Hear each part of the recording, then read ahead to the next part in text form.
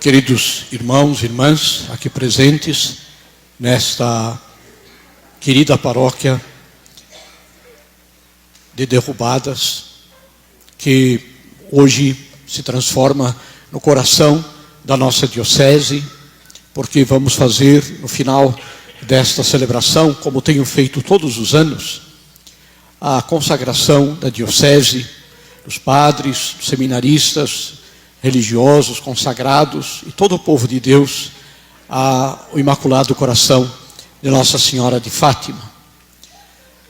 É uma forma de nós colocarmos nas mãos de Maria, nas mãos de nossa mãe querida, a vida da nossa igreja diocesana, que precisa tanto da materna intercessão de Nossa Senhora.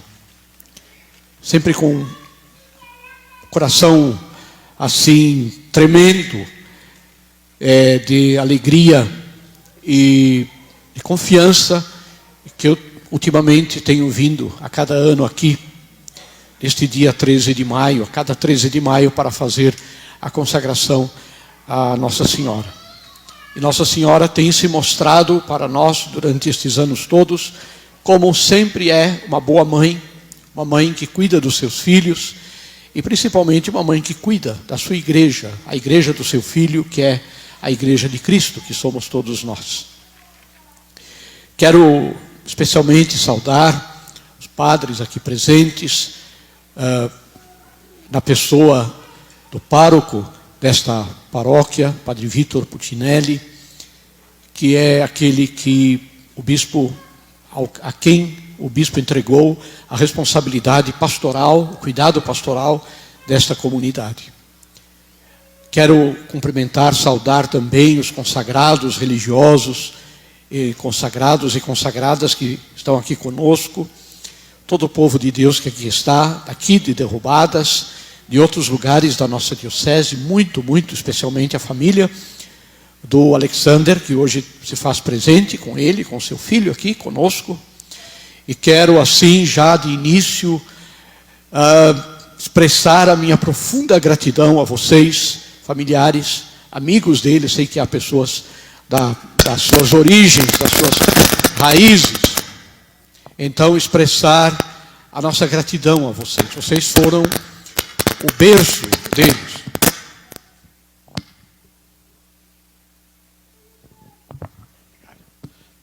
Vocês foram o berço dele, e se nós o temos aqui hoje, certamente isso se deve muito a vocês, que transmitiram a ele tantas coisas importantes da vida, e ele conseguiu trilhar este caminho da fé, cada vez se comprometendo mais com Cristo, com a igreja, até o dia de hoje, que na verdade é de certa maneira assim um começo de uma nova etapa, de uma nova fase na sua vida cristã. Hoje ele, como sendo ordenado diácono, ele assume um ministério ordenado na igreja.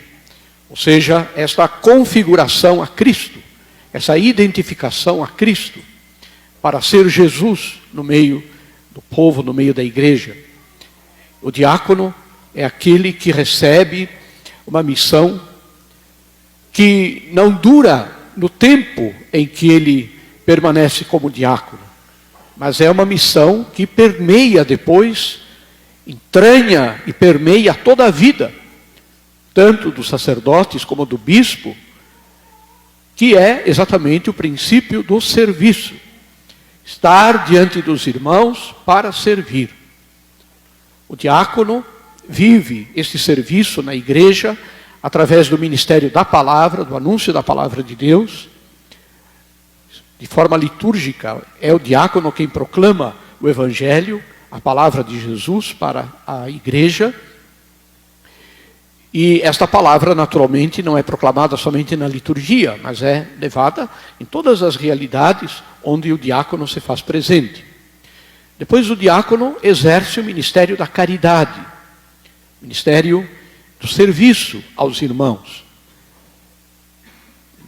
prestando serviços concretos aos irmãos, mas antes de tudo, sendo e assumindo a personalidade podemos dizer assim, de ser serviçal, ser alguém que entrega a sua vida.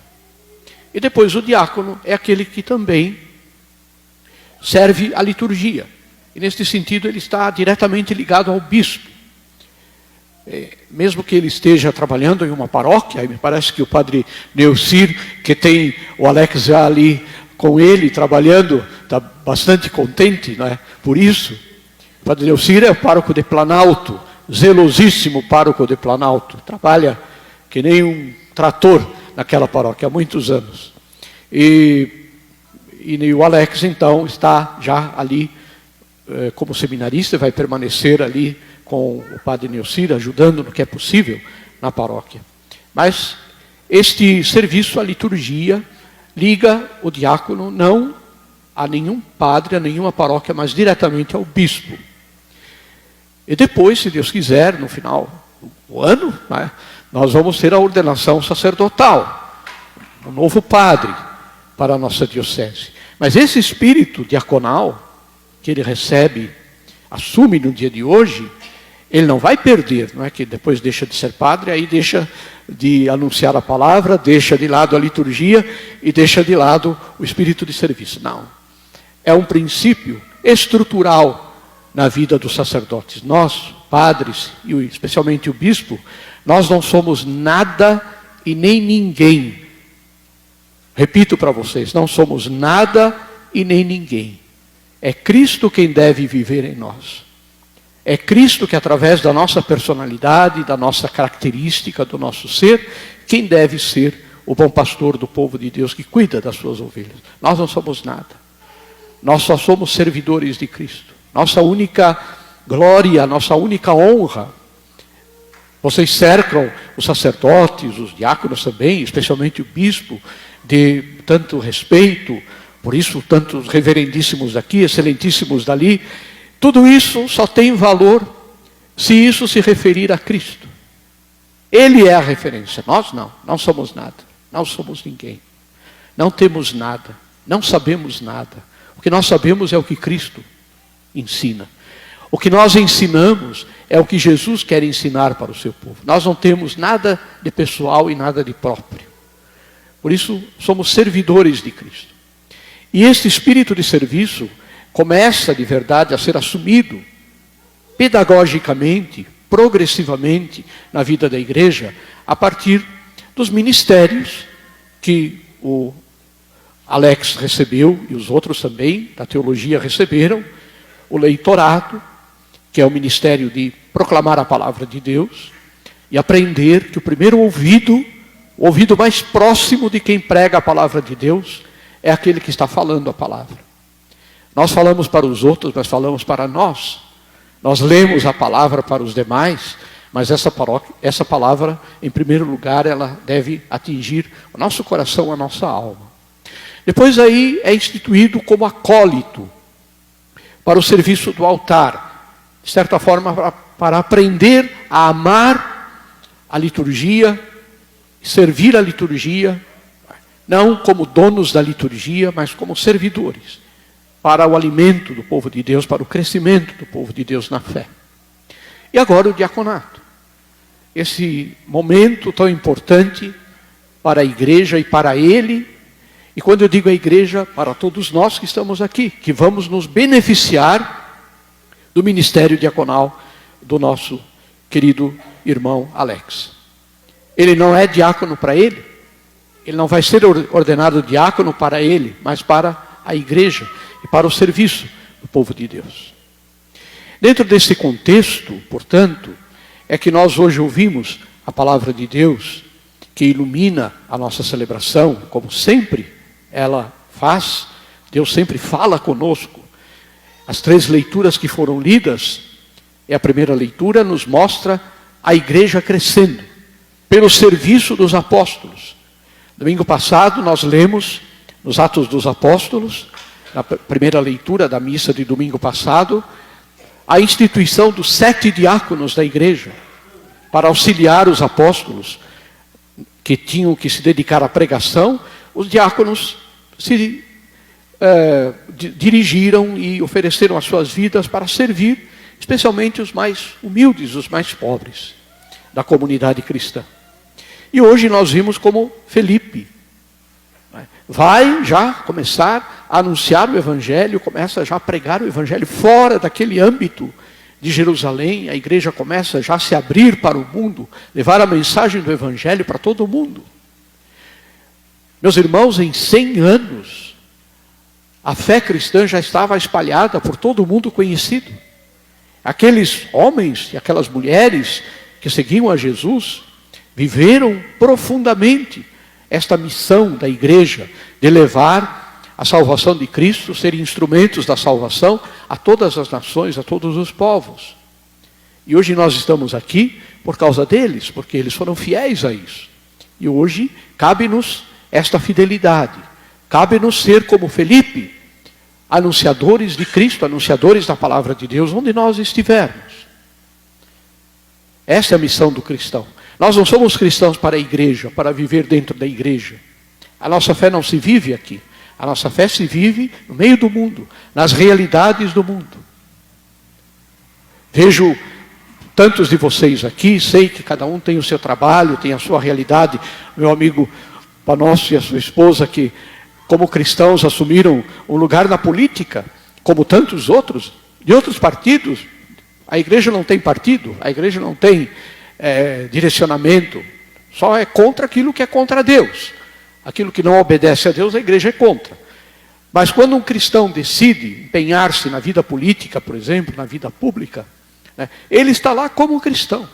Ele não está em nome da igreja, ele não é representante da igreja, mas ele faz com que a fé possa iluminar a sua vida e orientar, guiar o seu trabalho.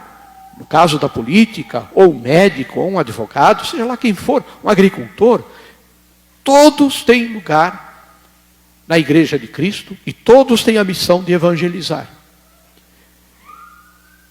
Depois da segunda leitura, São Pedro nos apresenta essa questão fundamental da nossa vida, que nós saibamos dar razão da nossa esperança em Cristo Jesus. Que coisa profunda, que coisa exigente isso que São Pedro fala. Meu irmão, minha irmã, cada um de nós deve dar ao mundo a razão da nossa fé em Cristo Jesus. Ou seja, as pessoas devem encontrar em nós pessoas que sabem porque têm fé e sabem porque são cristãos e dão testemunho da sua fé em Cristo Jesus. Não será esse o grande problema da igreja hoje, onde tantos e tantos cristãos não vivem da fé, não dão a razão da sua esperança em Cristo Jesus. Pior, não tem mais esperança em Cristo Jesus. Confiam nos poderes humanos, confiam nos valores absurdos de uma civilização que está agonizando. Nós estamos no fim dos tempos, não digo no fim do mundo, mas no fim dos tempos. Se diz por aí, no fim de uma era, no fim de uma cultura, no fim de uma mentalidade que durante séculos tem, de certa forma, norteado o mundo. E esta cultura foi impregnada do Evangelho. Esta cultura tem milhões de cristãos, as mais diversas realidades, durante séculos, que souberam dar a razão da sua fé, da sua esperança, do seu amor em Cristo Jesus. E hoje nós corremos o risco, queridos irmãos, de perder a razão da nossa fé, de nos tornarmos uma pessoa igual aos outros, igual aos demais. E o cristão não pode ser igual a ninguém. O mundo prega a violência, nós pregamos o amor de Cristo, não pregamos a paz, essa paz que é a ausência de armas. A paz não é isso.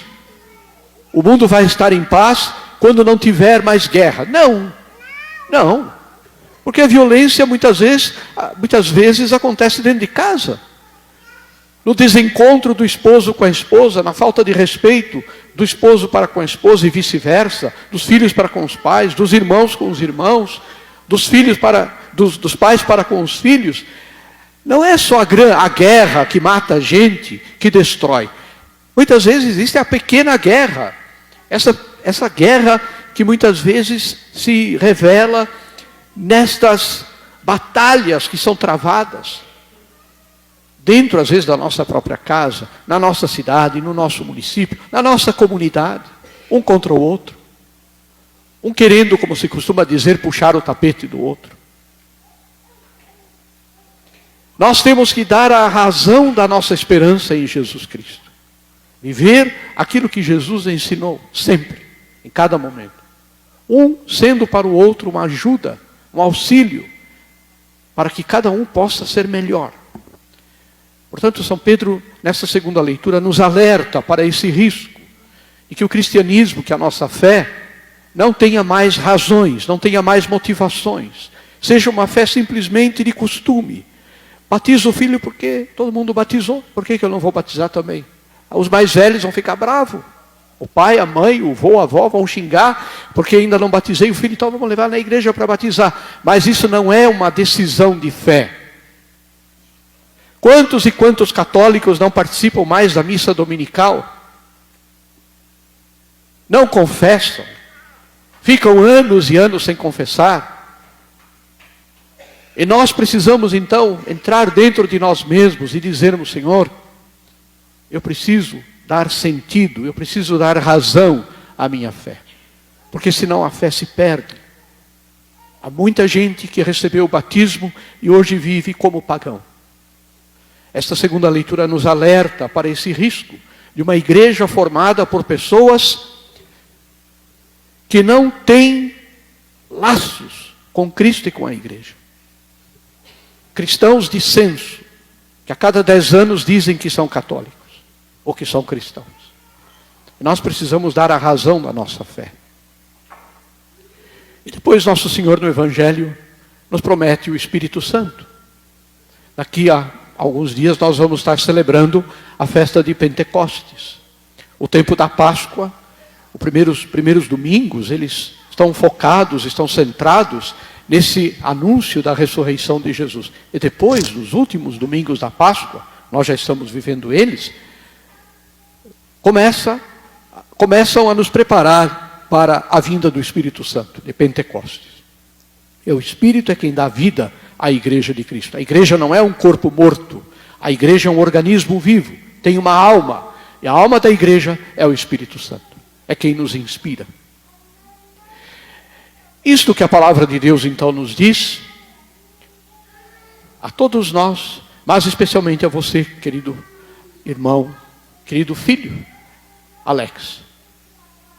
Sei que o dia de hoje para você é um dia de alegria, mas não uma alegria humana. Você se esforçou muito para chegar a esse dia. E graças a Deus, você encontrou na diocese de Frederico Westphalen uma família que te ama, que te quer bem e a qual você já está, de certa forma, servindo, mesmo sem ser diácono. Nós todos somos testemunhas, seus irmãos de seminário, de comunidade, todos somos testemunhas do teu espírito de serviço. Esses anos conosco certamente serviram para te ensinar muita coisa, mas nós também aprendemos bastante de você. Recebemos muito de você também, da tua generosidade, da tua dedicação. Por isso estamos todos aqui com muita alegria no dia de hoje, Alex. E sei que este dia, para você, é um dia importante porque é o encaminhamento normal da tua vida, o que você queria. É o que Deus quer também, porque você está aqui e a igreja é quem vai te dar esse ministério. Não é você que se ordena, é o bispo quem vai, em nome da igreja, te ordenar, como diácono. Quero te dizer da nossa alegria, da nossa gratidão a Deus por você ter se integrado à nossa diocese e a certeza de que você continuará o teu caminho aqui na diocese. O Alex faz parte da comunidade Legati Christi, é uma comunidade que nasceu na nossa diocese. Uma comunidade de vida e de apostolado. O padre Adrian, que é da comunidade, Padre Danilo também, e alguns seminaristas também, eles não deixam a diocese para entrar na comunidade. Ao contrário, a comunidade os acolhe e, sendo da diocese, eles recebem algo especial nas suas vidas, que é o encaminhamento espiritual, apostólico, para viver como cristãos a sua vida na igreja diocesana. A inspiração desta comunidade é Santo Alberto Hurtado, que é um sacerdote argentino, e que dedicou a sua vida a Deus e ao serviço dos irmãos, cuidando muito dos pobres, cuidando muito também da educação da juventude. E o carisma dessa comunidade, na nossa diocese, é oferecer instrumentos para a formação espiritual, para a vida espiritual daqueles que fazem parte dela e também daqueles que não fazem parte. É um serviço à igreja diocesana. Muito bonito isso, muito bonito, muito enriquecedor para nós isso. Espero que outros descubram também este chamado e possam também, sendo da diocese, ter essa marca espiritual nas suas vidas. Finalmente, tem que ter um finalmente. Eu quero falar com os seminaristas que estão aqui. Eles representam um grupo maior, não são todos que estão aqui. Graças a Deus, nós estamos remando contra a maré.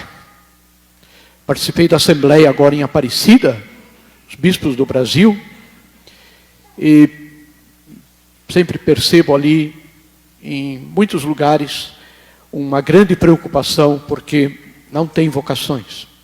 Não há jovens que se decidam a seguir a Cristo como sacerdotes e como religiosos, como consagrados a Deus. E nós aqui não podemos reclamar. Ao contrário, temos que agradecer a Deus. Porque Deus tem nos dado muitas vocações. Vocações locais e alguns de fora.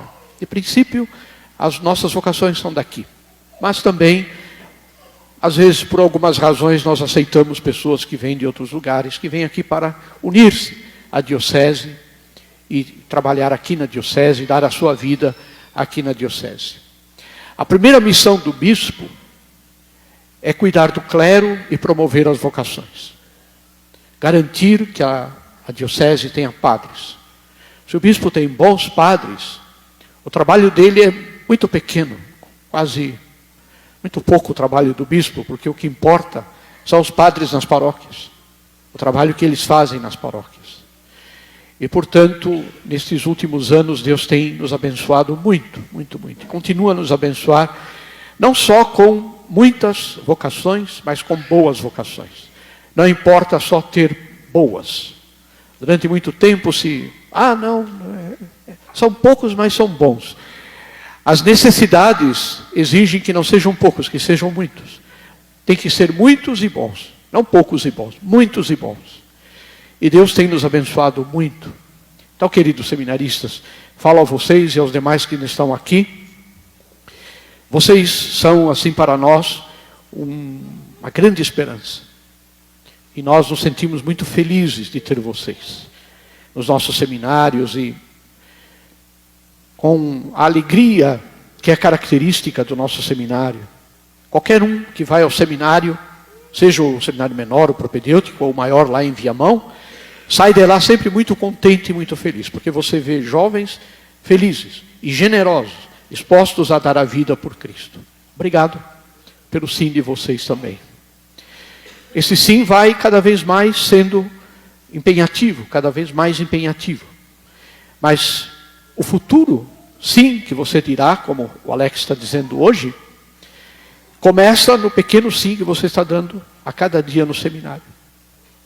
Com o teu estudo, com a tua oração, com o teu espírito de serviço, cuidado que vocês têm com o seminário. Gosto que as pessoas vão no seminário. Fico feliz quando as pessoas vão no seminário, porque vão se dar conta que os nossos seminários são casas.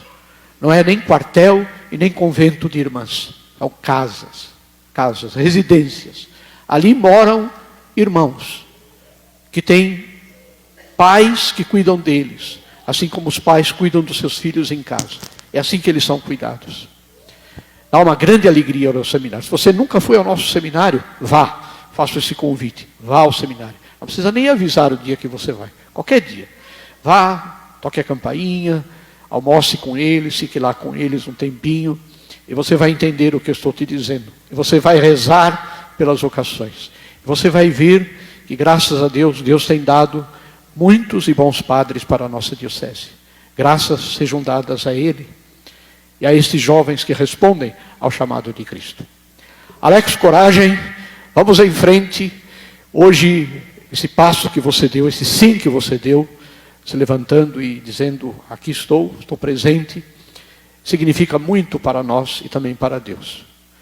E conte sempre conosco, conte sempre com a nossa diocese, com todos os seus irmãos, e para que você possa continuar esse teu caminho.